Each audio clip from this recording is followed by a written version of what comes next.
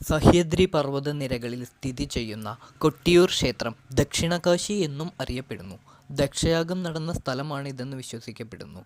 ബ്രഹ്മദേവന്റെ മകനായ പ്രജാധിപതികളിൽ ഒരാളായിരുന്നു ദക്ഷൻ. ദക്ഷന്റെ ഇളയ മകളായ സതി ദേവി ശിവനുമായി അഗാധമായ പ്രണയത്തിലായി. ദക്ഷന്റെ ആഗ്രഹവും അനുവാദവുമില്ലാതെ ശിവനെ വിവാഹം കഴിച്ചു. ഒരിക്കൽ ദക്ഷൻ ഒരു വലിയ യാഗം നടത്തി. മകൾ സതിയെയും മകനെ ശിവനെയും ക്ഷണിച്ചില്ല. ശിവന്റെ മുന്നറിയിപ്പ് വകവയ്ക്കാതെ സതി യാഗത്തിൽ പങ്കെടുക്കാൻ പോയി. ദേവി സതി യാഗശാലയിൽ എത്തിയപ്പോൾ ദക്ഷൻ അവളെ അപമാനിക്കാൻ തുടങ്ങി. ലജ്ജയില്ലാത്ത അപമാനവും സതിക്ക് സഹിക്കാനാവാതെ തീർന്നു. അവൾ യാഗാഗ്നിയിൽ സ്വയം തീ കൊളുത്തി. ഈ ദാരുണമായ സംഭവം കേട്ടപ്പോൾ ലോർഡ് ശിവ കോപാകുലനായി. തൻ്റെ മുഷിഞ്ഞ മുടി നിലത്തടിച്ചു. ആ ആഘാതത്തിൽ നിന്ന് വീരഭദ്രൻ, ഭദ്രകാളി എന്നീ 2 ദേവതകൾ ഉയർന്നു വന്നു. ദക്ഷനെ കൊന്ന് യാഗം നശിപ്പിക്കാൻ ഭഗവാൻ ശിവൻ അവരോട് കൽപ്പിച്ചു. വീരഭദ്രനും ഭദ്രകാളിയും യാഗശാലയിലെത്തി. അവർ യാഗശാല പരിസരം തടസ്സപ്പെടുത്തി നശിപ്പിച്ചു. വീരഭദ്രൻ തുടർന്ന് ദക്ഷനെ വധിക്കുകയും ചെയ്തു. ലോർഡ് ബ്രഹ്മാവും ലോർഡ് വിഷ്ണുവും ലോർഡ് ശിവനെ സമീപിച്ച് കോപം ശമിപ്പിക്കാൻ പ്രാർത്ഥിച്ചു. ശിവൻ ശാന്തനായി. ദക്ഷന്റെ ജീവൻ പുനഃസ്ഥാപിക്കാൻ സമ്മതിച്ചു. യാഗം പൂർത്തീകരിക്കുന്നതിനായി യാഗത്തിൻ്റെ തല കണ്ടെത്താൻ കഴിയാത്തതിനാൽ ഒരു കുഞ്ഞാടിൻ്റെ തല ദക്ഷന്റെ ശരീരത്തിൽ ഉറപ്പിച്ചു. അവൻ പുനരുജ്ജീവിച്ചു. ലോർഡ് ശിവന്റെ അനുഗ്രഹത്താൽ ദക്ഷൻ തൻ്റെ യാഗം പൂർത്തിയാക്കി. ഈ യാഗം നടന്ന സ്ഥലം പിന്നീട് ഇടതൂർന്ന വനത്താൽ മൂടപ്പെട്ടു.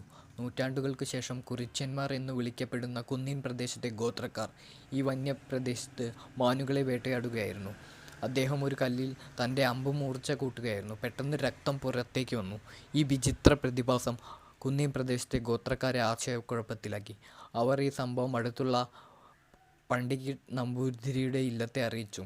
താന്ത്രിക ഇതിഹാസങ്ങളിൽ പ്രാവീണ്യമുള്ള നമ്പൂതിരിക്ക് ഒരു പ്രത്യേക സ്ഥലത്ത് വിഗ്രഹം കിടക്കുന്നുണ്ടെന്ന് അവബോധം ലഭിച്ചു. മണത്തണ ഗ്രാമത്തിലെ 4 പ്രമുഖ നായർ കുടുംബത്തിലെ അറിയിക്കാൻ നമ്പൂതിരി കുറിച്യരോട് പറഞ്ഞു. കുറിച്യർ ആ മണത്തണയിലെത്തി കുളങ്ങരയത്ത്, ആക്കൽ, കരിമ്പനക്കൽ, ചാത്തോത്ത്, തിട്ടയിൽ കുടുംബങ്ങളെ വിവരം അറിയിച്ചു. നായർ കുടുംബത്തിലെ 4 പേരെയും പടിങ്കിട്ട നമ്പൂതിരിയെയും സംഭവം നടന്ന സ്ഥലത്തിലേക്ക് കൊണ്ടുപോയി. കാട്ടിൽ നിന്ന് ചോരയൊലിക്കുന്ന ഒരു കല്ല് അവർ കണ്ടെത്തിയത് അതിശയകരമാണ്. വെള്ളം, നെയ്യ്, പാല് എന്നിവ ഉപയോഗിച്ച് ശുദ്ധീകരണം നടത്തിയിട്ടും രക്തയോട്ടം നിയന്ത്രിക്കാൻ കഴിഞ്ഞില്ല. ഒടുവിൽ ഇളനീർ വെള്ളം രക്തം നിർത്തുകയും ചെയ്തു. ജ്യോതിഷിയുമായി കൂടിയാലോചിച്ചപ്പോൾ ദക്ഷൻ യാഗം നടത്തിയ പുണ്യഭൂമിയാണ് ഇതെന്നും ചോരയൊലിക്കുന്ന കല്ല് സ്വയംഭൂ വിഗ്രഹമാണെന്നും അവർ മനസ്സിലാക്കി. യാഗാഗ്നിയിൽ ദേവി സതി സ്വയം ഹോമം ചെയ്ത സ്ഥലത്തിനടുത്താണ് ശിവൻ സ്വയംഭൂ രൂപം സ്വീകരിച്ചതെന്ന് വിശ്വസിക്കപ്പെടുന്നു.